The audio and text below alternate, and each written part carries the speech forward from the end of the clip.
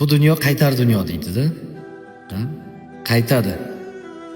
Bu dunyoda har bir qadamimizni o'ylab, har bir gapimizni o'ylab gapirishimiz kerak. Kimgadir tez, kimgadir kech qaytishi mumkin. Shuning uchun har bir qadamimizni o'ylab bosishimiz kerak deyman.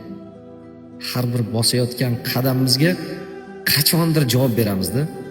Bizdan keyin farzandlarimiz ham javob berib qo'yishi mumkin shu xatolarimizga, shu bosgan, shu qilgan gunohlarimizga bizdan keyin farzandlarimiz tushib qolishi mumkin-da shu narsaga.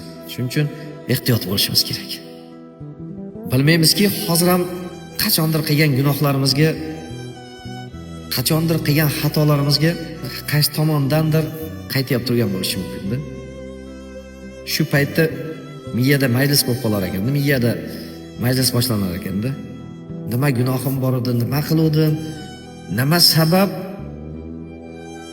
shunday kunlarni beryapsan deb nola qilib qo'yamiz ekanda.